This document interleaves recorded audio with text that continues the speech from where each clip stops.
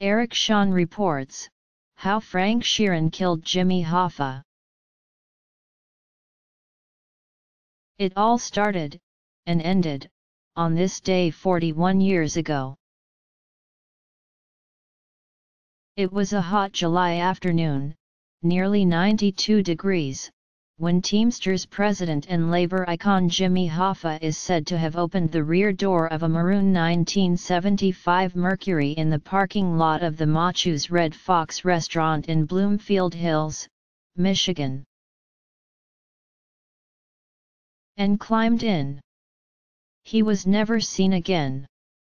The FBI has expended countless resources in the ensuing decades in the hopes of finally solving this enduring American mystery with no success. But I believe, based on my 2004 investigation, that Frank Sheeran did it. Suspects outside of Michigan: Francis Joseph Frank Sheeran, age 43, President Local 326, Wilmington, Delaware. Resides in Philadelphia and is known associate of Russel Bufalino, La Cosa Nostra Chief, Eastern Pennsylvania. Reads the 1976 HOFFEX memo, the compilation of everything investigators knew about Hoffa's disappearance that was prepared for a high-level, secret conference at FBI headquarters 6 months after he vanished. Sheeran, known as the Irishman, told me that he drove with Hoffa to a nearby house where he shot him twice in the back of the head. Our investigation subsequently yielded the corroboration, the suspected blood evidence on the hardwood floor and down the hallway of that house, that supports Frank's story. No one who has ever boasted about knowing what really happened to Jimmy Hoffa has had their claims tested, scrutinized, and then corroborated by independently discovered evidence. Except Frank. He is also the only one of the FBI's dozen suspects who has ever come forward and talked publicly about the killing, let alone admitted involvement. Every other claim that you have ever heard about, from Hoffa being buried in the end zone of Giants Stadium to being entombed under a strip of highway asphalt somewhere, came from people who were never on the Bureau's list of people suspected of actual involvement. For that reason, Frank stands alone. 6 weeks after Hoffa disappeared, Frank, along with the other suspects, was summoned before the Detroit grand jury investigating the case. He took the fifth. When I met him in the spring of 2001, Frank freely talked. My meeting with Frank was arranged so that I could take his measure, and he mine, for a possible in-depth investigation, interview, and news story about his claims. He was accompanied by his former lawyer Charlie Brandt, the author of Frank's then proposed biography, which tells the Hoffa story. Charlie had been able to spring Frank from a Mafia-related federal racketeering prison sentence, and for that reason was taken into Frank's confidence. It would be 3 years before the book, I Hear You Paint Houses, Frank the Irishman Sheeran enclosing the case on Jimmy Hoffa would be published by Steerforth Press, and before the first of my many news stories about Frank, and our investigation, would air on television. Frank's story is this: he and others were ordered by the Mafia to kill Hoffa to prevent him from trying to run again for the presidency of the Teamsters Union. Hoffa had resigned after serving prison time for jury tampering, attempted bribery and fraud convictions. Frank picked Hoffa up at the restaurant, accompanied by two others, to supposedly drive Hoffa to a mob meeting. When they walked into the empty house together, with Frank a step behind Hoffa, he raised his pistol at point-blank range and fired two fatal shots into his unsuspecting target, turned around and left. He said Hoffa's body was then dragged down the hall by two awaiting accomplices, and that he was later told Hoffa was cremated at a mob-connected funeral home. Frank had an imposing, old-school mobster way about him that even his advanced years, he was 80 at the time of our first meeting, did not betray.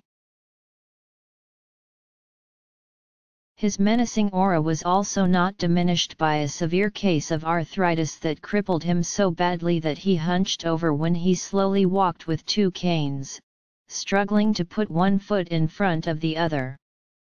I found Frank tough, determined, steely.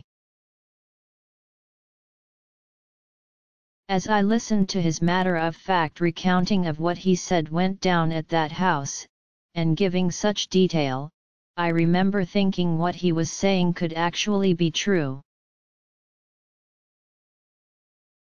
Here's why: there is no doubt that Frank was a close confidant of Hoffa, someone who Hoffa trusted. And Hoffa didn't trust very many people. Frank was both a top Teamsters Union official in Delaware and an admitted Bufalino crime family hitman, a top aide to the boss himself.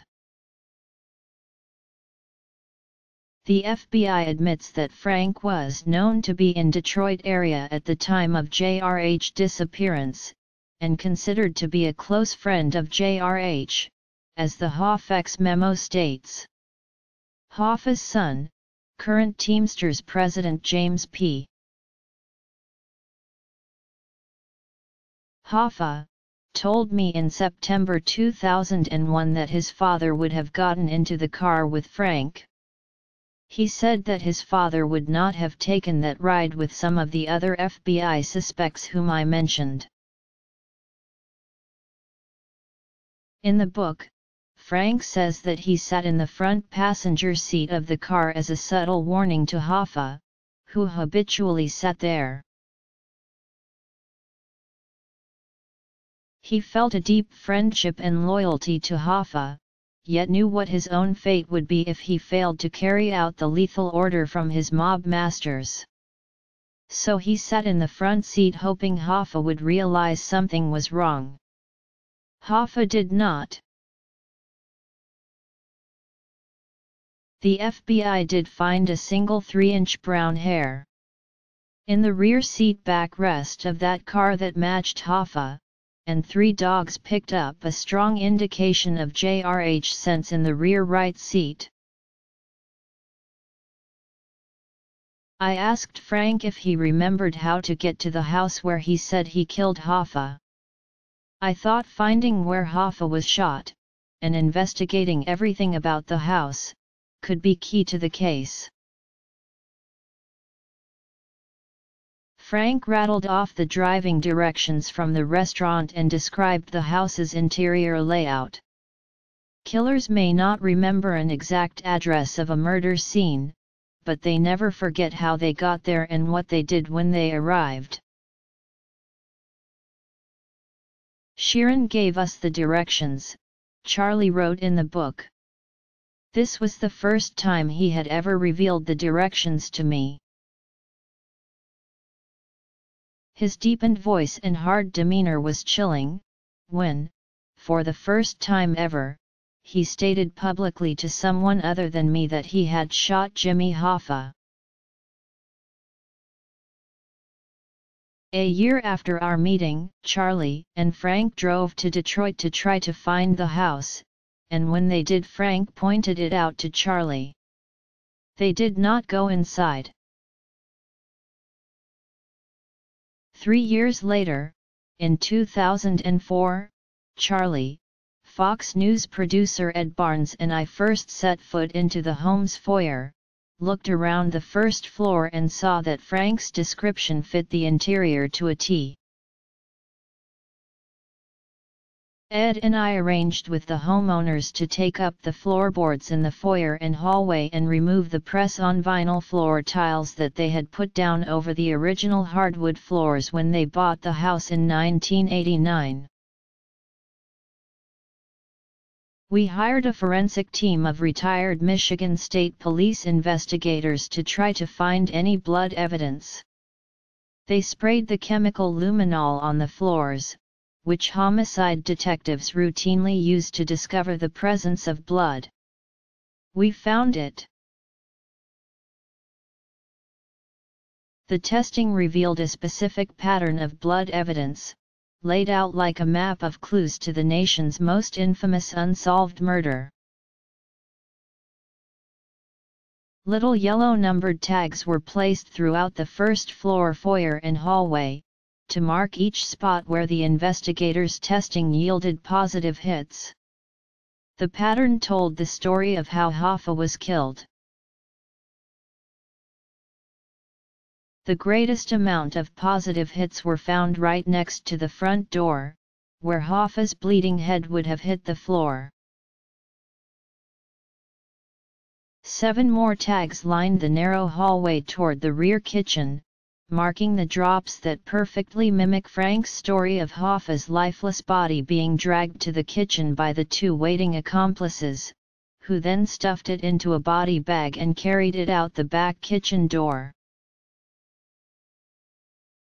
We arranged for the Oakland County Prosecutor's Office to remove the floorboards for DNA testing by the FBI, though Oakland County Prosecutor David Gorsyka cautioned that it would be a miracle if Hoffa's DNA was recovered. I knew those odds. A DNA hit was beyond a long shot. Experts told me that such tiny samples of genetic material, degraded by the passage of 29 years and exposure to air and the elements under a homeowner's heavily trafficked floor, would likely not provide enough material to result in a DNA match. The FBI lab report says that chemical tests were conducted on 50 specimens, 28 tested positive for the possible presence of blood, and DNA was only recovered from 2 samples. The FBI compared what was recovered to the DNA from a known strand of Hoffa's hair. 1 sample was found to be of male origin, but it was not determined from whom. The other result was largely inconclusive. Was I disappointed that a DNA match was not possible? Yes. Was I surprised?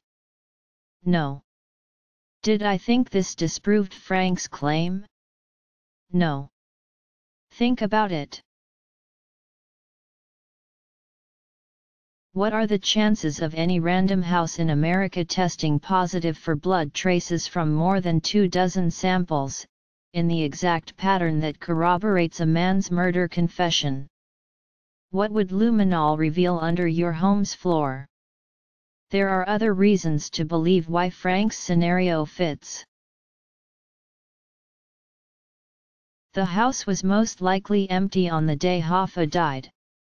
It was built in the 1920s and owned for 5 decades by a single woman, Martha Sellers, a teacher and department store employee. By the summer of 1975, Sellers was in her 80s, and not living there full-time.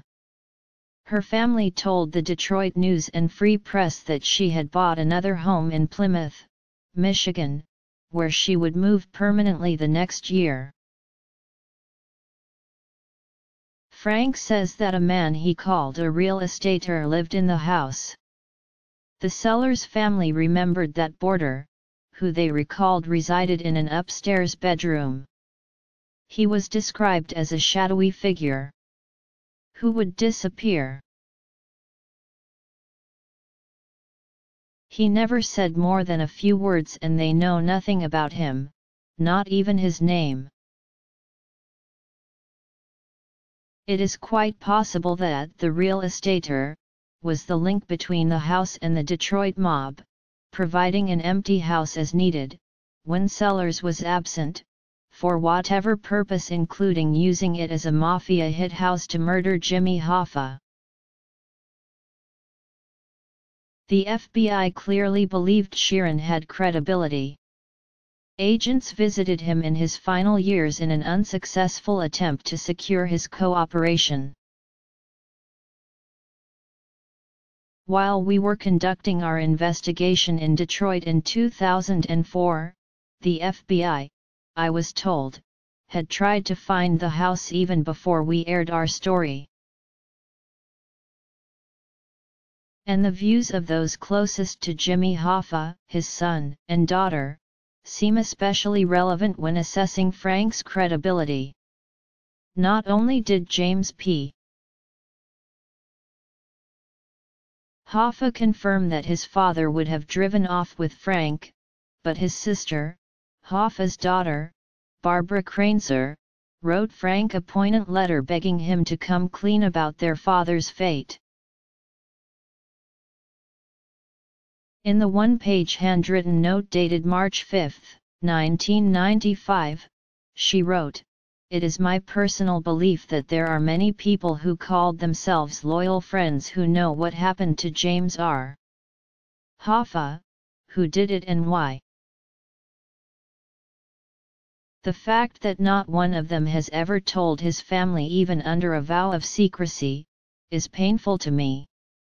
She then underlined, "I believe you are one of those people." Craneser confirmed to me that she wrote that letter. Sadly for the Hoffa family, Frank never directly honored her request. When I sat with him, he said that his one priority was not to go back to college, meaning prison. He decided that the best way to avoid that possibility, while also revealing his story, was to share his secrets for the book and my reporting. Frank died on December 14, 2003. He was 83. While authorities no doubt will continue to respond to more tips, as they should, I believe that we already know what happened to Jimmy Hoffa. Frank described the most precise and credible scenario yet to be recounted, and the evidence that we found in the house backs up his confession. In the 4 decades since, Hoffa's life and legacy as a pivotal part of the American labor movement has been overshadowed by his disappearance. But it seems clear that organized crime bosses did not want him to resume the mantle of the Teamsters presidency, and went to the ultimate length to prevent his return. Today Hoffa's union, the International Brotherhood of Teamsters, represents 1.4 million workers and continues to be headed by his son. Last year, a milestone was marked in its attempts to shed any specter of possible organized crime. Federal Judge Loretta Preska approved the Department of Justice and Union agreement that will end the U.S. government oversight of the Teamsters that has lasted for more than 25 years. U.S.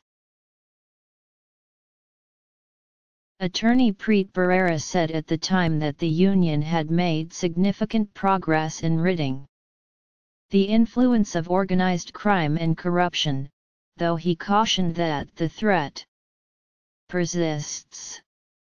Hoffa called it an historic agreement. "Our union is committed to the democratic process, and we can proudly declare that corrupt elements have been driven from the Teamsters. Sadly, it was those corrupt elements that took the life of his father as he tried to take back his union. Jimmy Hoffa raised millions of workers and their families out of poverty and into the middle class, noted the Teamsters Union in a statement to Fox News. He gave his life while fighting to remove corrupt elements from the union and return power to the members. This tragic anniversary is particularly difficult on his family, who lost a father and grandfather much too soon. They want nothing more than to have the closure that they so deserve. Frank's story will soon be told in a major motion picture, The Irishman, starring Robert De Niro as Frank, directed by Martin Scorsese and produced by Irwin Winkler. Tribeca Films, in association with Paramount Pictures, will bring this story to the big screen in 2018. Al Pacino, Joe Pesci, and Harvey Keitel are also reported to also have roles, uniting the legendary actors of the mob movie genre in one film.